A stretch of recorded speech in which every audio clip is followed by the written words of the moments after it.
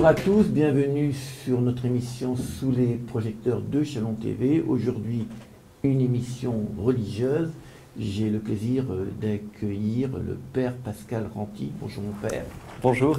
Bienvenue sur notre plateau. Merci, je suis très content. Alors, vous avez été nommé par Monseigneur Benoît Rivière le 15 août curé de la paroisse Saint-Just de Bourtenière et ses trois clochers. Oui, tout à fait.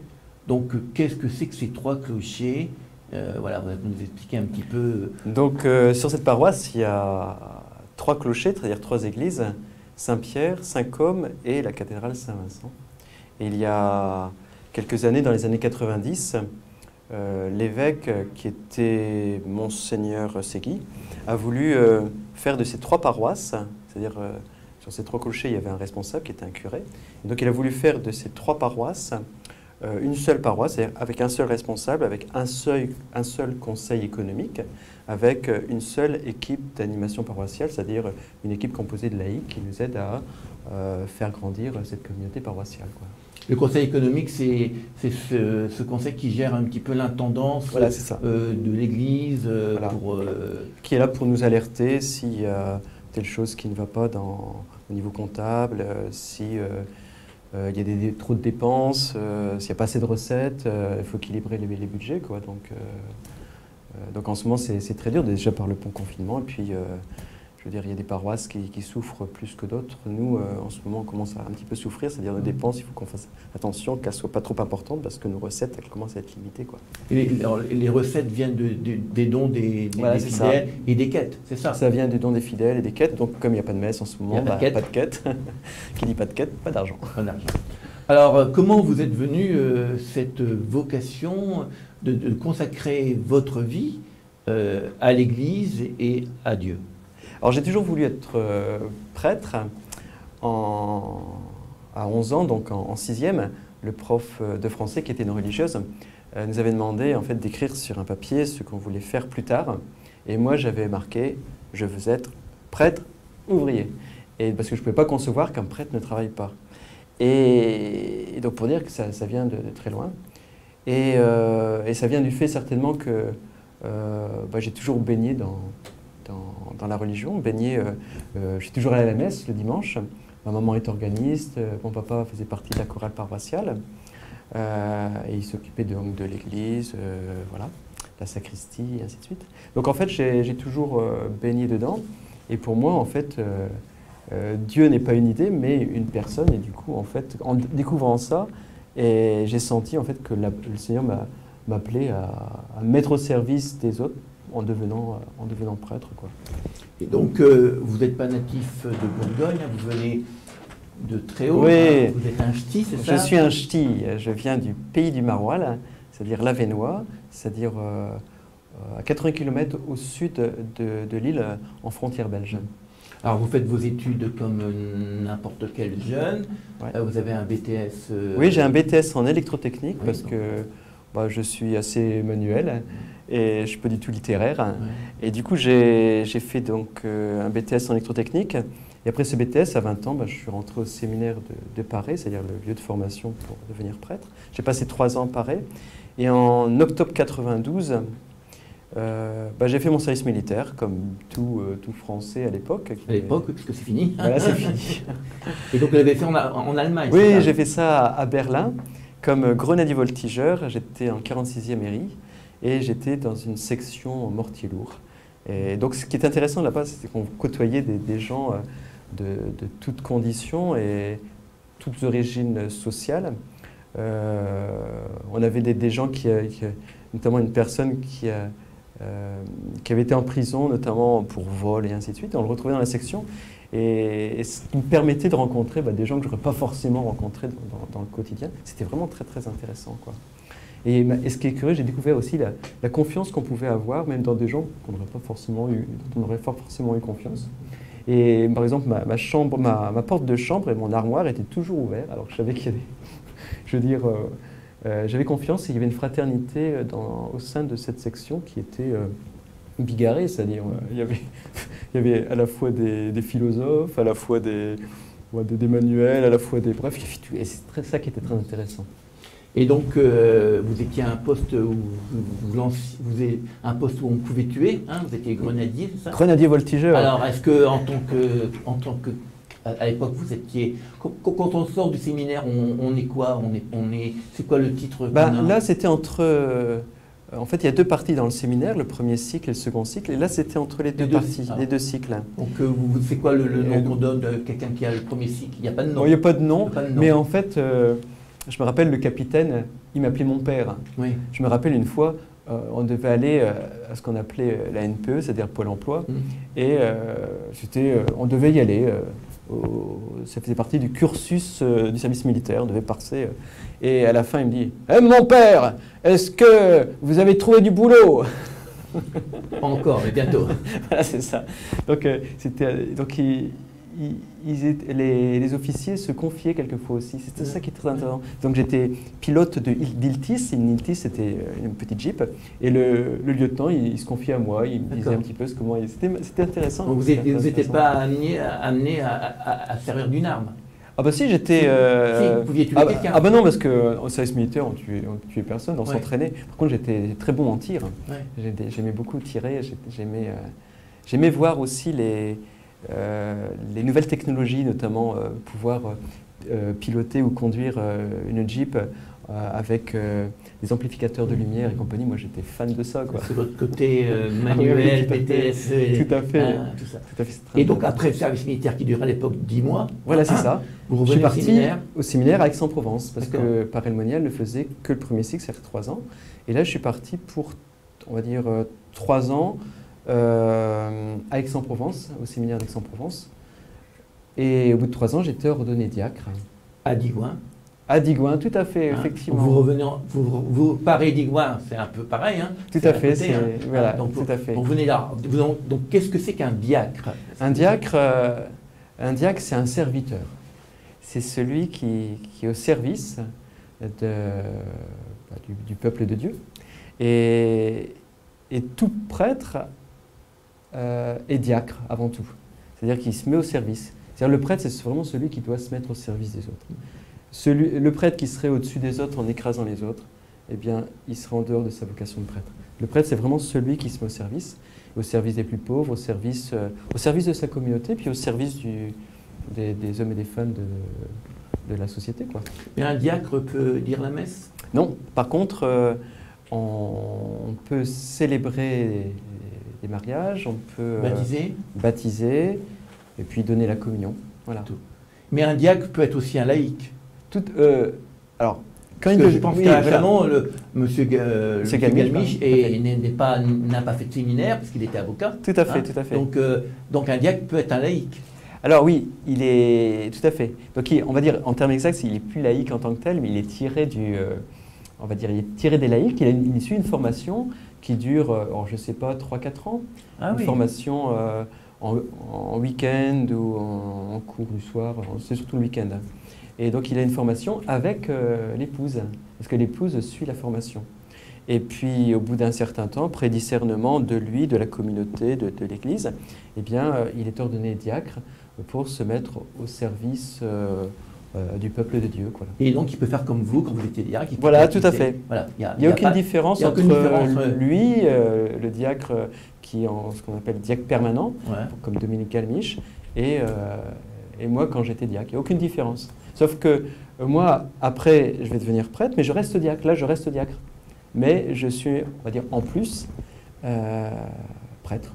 Alors, entre diacre et prêtre, il y a une étape que vous passez à Chalon en 2000, vous êtes vicaire. Voilà, je suis vicaire. Alors, vicaire, c'est quoi, vicaire? Alors, vicaire, c'est prêtre, déjà. Donc, j'ai été ordonné le 14 septembre 1997. Et donc... je suis allé donc j'étais nommé à Bourbon-Lancy 3 ans, et après je suis arrivé en 2000 à Chalon sur la paroisse où je suis actuellement, mais comme vicaire. Alors vicaire, on va dire, c'est le lieutenant du curé, c'est-à-dire c'est le bras droit ou le bras gauche comme on veut, mais en tout cas c'est le bras droit du responsable qui est le curé, mais il est prêtre. Il est prêtre, donc voilà. Vous vous faites faire la messe. Tout à fait, ouais. Voilà, vous êtes prêtre assistant, disons. Vous êtes Voilà, c'est ça. lieutenant, comme vous dites. Hein. Tout à fait. Hein. Donc après, ben, vous quittez Châlons pour aller, 7 ans, oui. pour aller à Épinac, c'est ça? Oui. Hein, donc un peu, on reste quand même dans la même région. Tout hein. à fait, toujours en Saône-et-Loire. Alors là, je me suis rapproché du Morvan. Oui. Là, c'était plus compliqué parce que j'ai quitté une paroisse qui était très très vivante avec beaucoup de jeunes. Je me rappelle au collège, donc on avait lancé un groupe de jeunes qui s'appelait La Vie est belle. Et dans ce groupe de jeunes, de collégiens simplement, il y avait 120 jeunes qui étaient passés dans l'année sur Châlons. Et quand je suis arrivé à Épinac, il n'y avait personne. C'était le grand vide. C'était le grand vide. Donc c'était dur. C'était dur parce que c'était une paroisse très très vieillissante, Épinac. Et puis au bout de quoi? Au bout de 4 ans, l'évêque m'a redonné une paroisse en plus d'Épinac. C'était la paroisse de Lucenay avec ses 14 villages. Donc c'est vraiment dans le Morvan profond. Et ça, là, c'était au niveau des paysages, c'est magnifique. Hein. En ce moment, ça doit être magnifique. Là, je regrette de ne pas y être pour voir les paysages, qui doivent être magnifiques. Mais bon. Vous n'avez pas le droit d'y aller, hein? Ah, j'ai pas le droit d'y aller là. Et puis après, il y a 6 ans de ça, l'évêque m'a nommé curé donc à Autun. Et puis Et à où à Autun? Donc j'avais tout Autun, plus aussi que j'avais gardé une paroisse qui est Lucenay avec Anneau, voilà. Et j'étais aumônier aussi des petits chanteurs à la Croix de Bois. D'accord. Donc à Autun, vous étiez le curé de la cathédrale Tout d'Autun? à fait, recteur de la cathédrale aussi.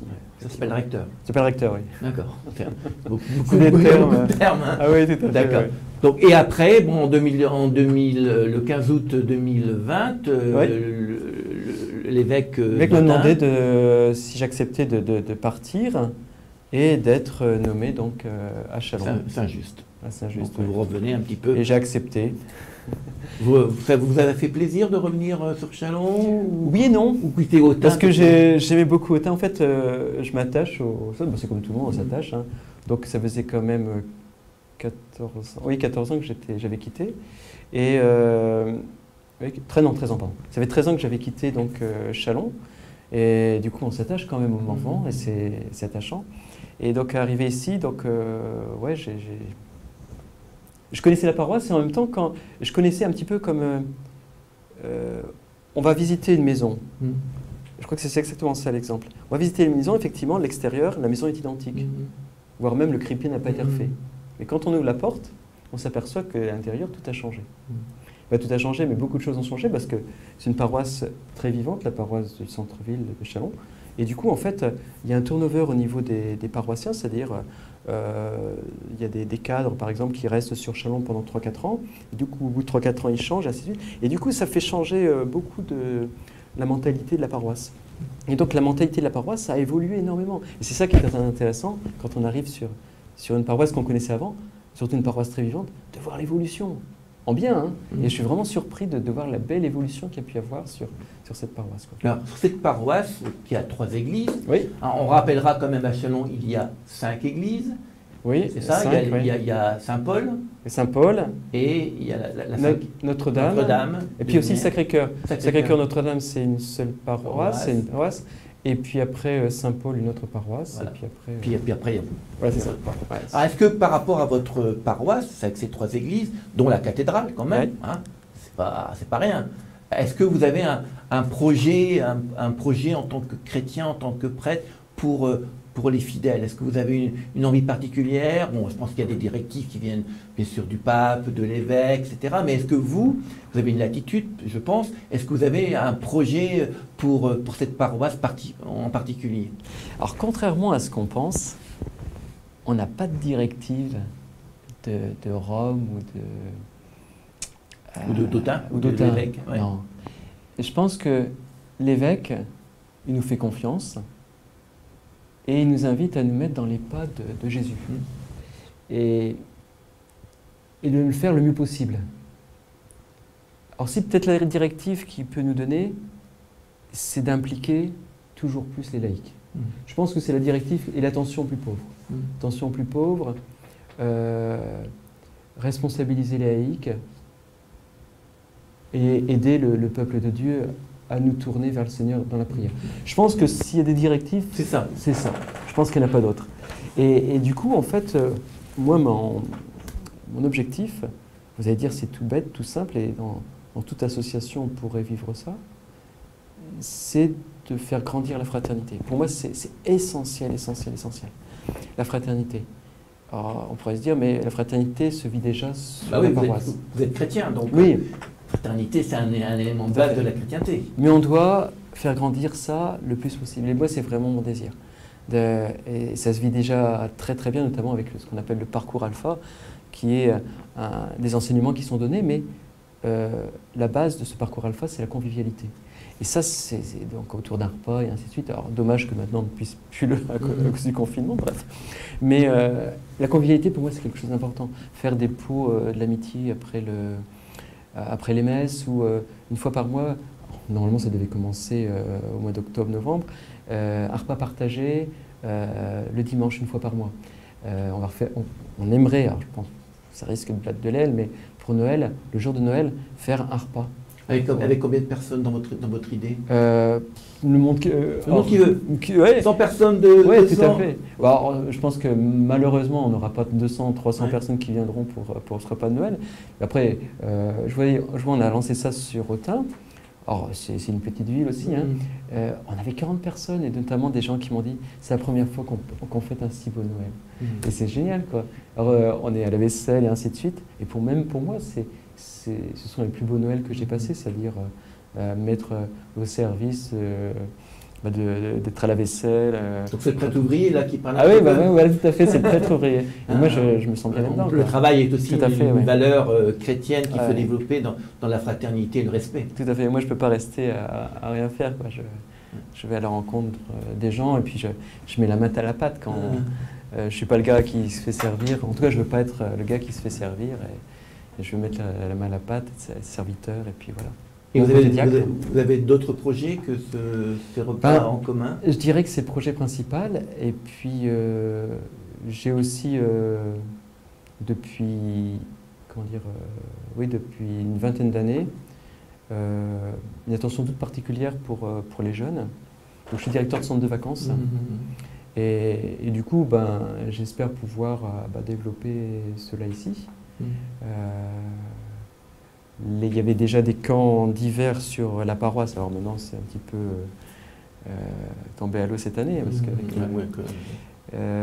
mais tous les étés, donc je fais des camps d'été, j'espère pouvoir poursuivre la chose, quoi. Et puis aussi, notre projet, c'est en lien avec la fraternité, essayer que les paroissiens puissent dialoguer entre eux, quoi. Et qu'il n'y ait pas plusieurs catégories de paroissiens, c'est-à-dire, on va dire, BCBG et les plus pauvres, mais que tous ensemble, on fasse unis autour du Christ Jésus, quoi. Une église. Une église. Pour moi, c'est très... Non pas des églises... Voilà, c'est ça. Des églises, ça, je ne veux pas. Par contre, on va dire que je me contredis. Pour moi, ce qui est important, c'est que chacun puisse vivre ce qu'il a à vivre. Par exemple, on a une communauté traditionnaliste sur la paroisse qui se réunit à la Citadelle. Pour moi, c'est important qu'ils puissent, même si ce n'est pas ma sensibilité, qu'ils puissent vivre cela. Et du coup, je leur donne une carte blanche, en quelque sorte. Ils dépendent de vous? Ils dépendent de moi, oui. Même si je leur donne carte blanche. Et est-ce que vous rendez compte régulièrement à l'évêque de ce qui se passe dans votre paroisse ou non? Oui, indirectement. C'est-à-dire l'évêque nous fait confiance, c'est-à-dire qu'on a des vicaires aussi épiscopaux, c'est-à-dire on va dire des bras droits ou un vicaire général, des bras droits de l'évêque avec qui on converse et puis avec qui on échange. Or, l'évêque, c'est quand on le rencontre, on peut dialoguer sur telle ou telle chose. Mais est-ce que l'évêque, par exemple, réunit tous les curés une fois par mois de toute la Saône-et-Loire pour discuter avec eux des problèmes qu'ils rencontrent, de l'état de la foi? Alors, c'est le conseil, ce qu'on appelle le conseil presbytéral, qui se réunit, alors c'est pas tous les curés, mais des représentants des curés, dont je fais partie, qui se retrouvent, je crois que c'est 2 fois dans l'année. Et puis aussi des réunions en bref, on se retrouve dans l'année 4-5 fois, en gros, en rassemblant toutes les réunions où on a des rencontres entre curés, entre responsables. Voilà. Donc l'évêque, En fait, l'évêque, contrairement à ce qu'on pense, sait très bien ce qui se vit sur une paroisse. Il a énormément de remontées. C'est-à-dire, l'évêque n'écoute pas simplement le curé. Il écoute les fidèles aussi. Eh oui. Mais du coup, en fait, il sait très bien comment fonctionne la paroisse. S'il y a des bugs, si le curé bat de l'aile, il le sait très bien. Ça, je veux dire, il le sait très bien. Alors, on va parler un petit peu d'actualité, Ouais. parce que voilà, donc on est dans une période un petit peu difficile, en France, mais aussi dans le monde, avec le Covid, avec les attentats. Quel est votre ressenti, votre position en tant que chrétien et en tant que prêtre? Oui. Alors, j'ai l'impression quelquefois de me trouver dans un autre monde, en quelque sorte. Je me dis, est-ce que je ne rêve pas? Est-ce que je suis vraiment sur cette terre? Être confiné, ça paraît. Alors maintenant, on est habitué parce que ça fait, je sais plus, 6-7 mois depuis le mois de mars, là, qu'on n'est pas confiné, mais bon, en gros. On est confiné, déconfiné, libéré. Voilà. Et du coup, on s'habitue un petit peu, mais ça paraît folle dingue quand même. D'être confiné, nous qui sommes au XXIe siècle. Je dis quelquefois, je rêve et compagnie, quoi. Et puis quand je me réveille, mais l'espace de quelques dixièmes de seconde, je me dis, bah non, c'est la réalité, quoi. Donc, ça, c'est un mystère qui nous dépasse, quoi. Et comment on vit cette réalité quand on est chrétien? Je me dis que on a un Dieu qui est infiniment bon. Comment on dit, comment ça se fait qu'il y ait autant de misère? Bon, avant le Covid, il y a de la misère en Afrique, il y a des gens qui meurent de faim, etc. Bon, comment on analyse ça? On est chrétien, on a un Dieu et on voit ce qui se passe sur la terre. On se rend compte qu'on n'est pas les maîtres du monde. Et je pense qu'au XXe et XXIe siècle, on a cru que l'homme avait les rênes de tout et il pouvait être protégé de tout, décider de tout, et ainsi de suite. Et bien, ce virus nous permet aussi de dire, non, on n'est pas les maîtres de tout. On dépend des aléas de la vie. Alors, c'est pas Dieu qui est à l'origine de ça. Hein, mais c'est pas Dieu qui a amené le virus. Non. Dieu permet. Dieu ne veut pas, mais Dieu permet, c'est-à-dire il accepte que ça soit là. Et pourquoi il accepte? Peut-être que, je sais pas. Ça, c'est son... Mais en tout cas, malgré ce virus, eh bien, nous sommes invités à vivre saintement. C'est-à-dire, ça nous encourage peut-être à être solidaires les uns des autres. C'est-à-dire, par exemple, ce matin, j'ai passé 2 appels téléphoniques pour avoir des nouvelles des personnes seules et ainsi de suite. Ça permet... Bon, c'est Dieu qui le permet, c'est pas Dieu qui le veut. Hein. Ça permet peut-être aussi de faire grandir l'aspect fraternel, l'aspect attention aux autres. Ce que je désirais, j'aurais pas voulu le vivre comme ça, mais mystérieusement, la fraternité, je la vis par le téléphone, où on allant rencontrer des personnes, en respectant les gestes barrières, hein, qui sont dans une détresse perdue, quoi. Il y a des personnes qui sont perdues. Hein. Et ils ne mourront peut-être pas du coronavirus, mais ils mourront de dépression et compagnie. Ou de faim, peut-être? Oui, effectivement. Ouais. Du coup, pour moi aussi, c'est d'aller, quand je peux, et je leur demande, est-ce que vous acceptez avec gestes barrières que je vienne vous dire bonjour? Et puis, à chaque fois, c'est, ah oui, passez. Et on sent bien qu'on vient mettre du bonheur dans leur cœur. Alors, si ça peut permettre justement aux chrétiens de se réveiller, de se dire, voilà, il faut être attentif aux autres. Alors, je ne dirais pas que le virus, c'est quelque chose de bon, mais ça aura permis quelque chose. En fait, de tout mal, il faut tirer un bien, en quelque sorte. Et le Seigneur nous invite à, tu as une situation, essayer de faire le mieux avec cette situation. Et par rapport au terrorisme islamiste, comment vous le voyez? C'est quand même des gens qui se revendiquent d'une autre religion, mais d'un autre Dieu. Hein. Et est-ce que vous avez peur? Parce que bon, on a vu dernièrement qu'ils ont attaqué à des chrétiens. Donc, quel est votre regard sur ce terrorisme qui se dit religieux, bon, qui à mon avis ne l'est pas, hein, mais puis est-ce que vous avez peur par rapport à ce qui peut arriver? Vous êtes prêt, vous êtes une cible. Il ne faut pas faire l'amalgame, vous ne le faites pas, hein, entre l'islam et les islamistes. Beaucoup de musulmans sont amis des chrétiens, et on a vu ça notamment à la Toussaint, à Châlons, des musulmans, au moins un musulman qui est venu nous manifester sa fraternité, qui est venu manifester son attention et montrer qu'il était en communion avec nous. Quoi. Donc il ne faut pas faire l'amalgame déjà. Et puis, effectivement, il peut y avoir une peur. Quand je célébrais la messe de Toussaint, là, à la cathédrale, je me suis dit, c'est une des paroisses les plus vivantes de Saône-et-Loire, la cathédrale, même si c'est une cathédrale seconde, c'est quand même une cible. Belle cible. Belle cible. Donc, puis après, je me suis dit, faisons confiance, et puis advienne ce qui adviendra, quoi. Et puis, mais en tout cas, les fidèles étaient là, quoi. Et ça, c'était très beau de voir qu'il y avait des gens qui étaient debout dans la cathédrale. Donc en tout cas, pas d'amalgame à faire.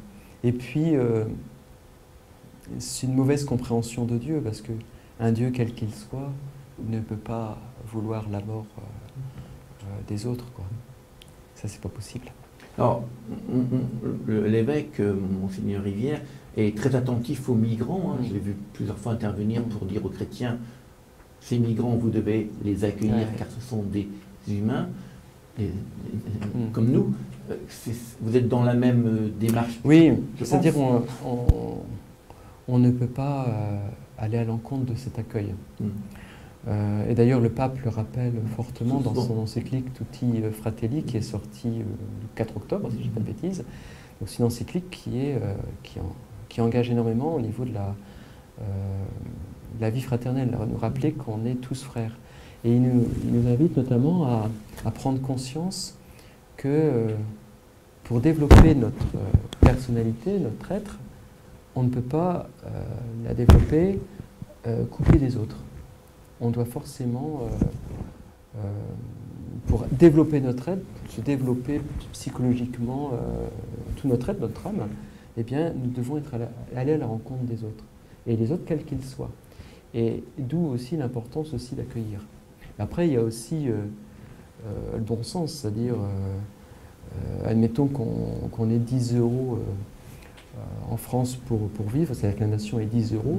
Si on est 10 000 pour vivre avec ces 10 €, s'il y en a 20 000 qui se rajoutent à ces 10 000, eh bien, on va se retrouver dans la misère. C'est-à-dire, si je ne trompe pas, le pape François, il nous dit d'accueillir, effectivement, mais il encourage quand même à ne pas déserter les pays, c'est-à-dire les Maliens, par exemple, ils ont à vivre. Alors nous, c'est notre rôle d'aider ces peuples à être autonomes, en quelque sorte, et à faire qu'ils n'aient pas le désir de quitter leur pays, parce que je vois, par exemple, on voit ça pour des pays plus européens, quand on voit... J'espère ne pas tromper, mais la Roumanie, par exemple, quand on voit qu'il y a des médecins roumains qui viennent, c'est très très bien.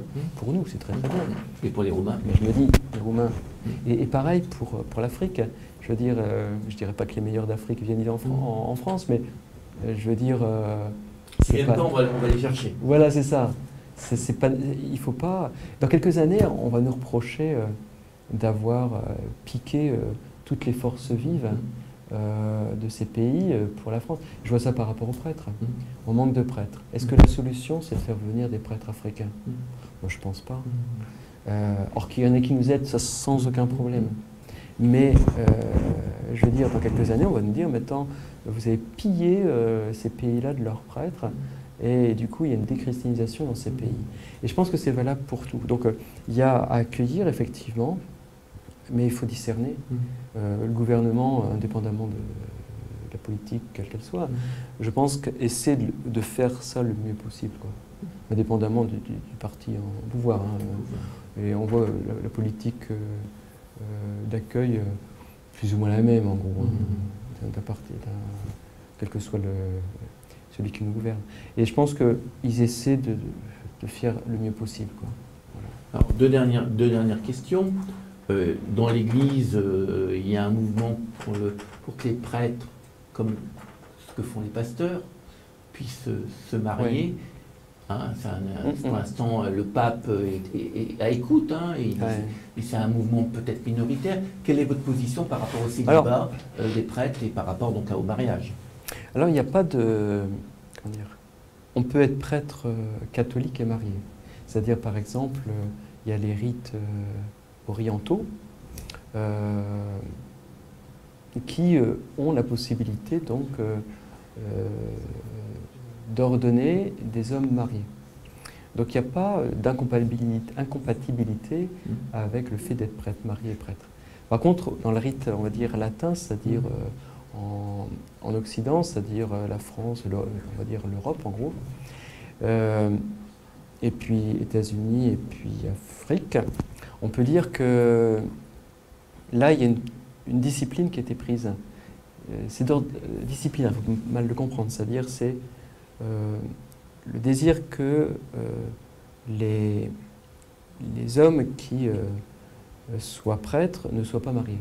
Parce que, en fait, c'est une façon d'interpréter les choses, c'est qu'en fait, on est un petit peu comme des moines dans la conception occidentale du sacerdoce. On est un petit peu comme des moines. On a une vie qui est consacrée à la prière, consacrée à l'apostolat. Et c'est pour cela, donc, les prêtres désirent vivre ce célibat. Donc en fait, c'est une option, une option de discipline que Rome a voulu avoir. Et impose quand même. Parce que oui. Est-ce que vous, ce célibat vous pèse? Est-ce que vous auriez envie de vous marier et de fonder une famille? Est-ce que c'est un sentiment que vous avez en vous et que vous ne pouvez pas accomplir puisque, je sais qu'il y a eu 3 prêtres qui ont été ordonnés l'année passée. Oui, c'est ça. Il y avait quelqu'un qui était assez âgé et qui était marié, donc on ne va pas le démarier. Tout à fait, on l'a pris. Mais vous n'êtes pas marié, vous êtes prêtre, vous ne pouvez pas vous marier. Est-ce que ce célibat vous pèse ou pas? Alors personnellement, je parle que pour moi. Pour vous, moi, ça ne me pèse pas. D'accord.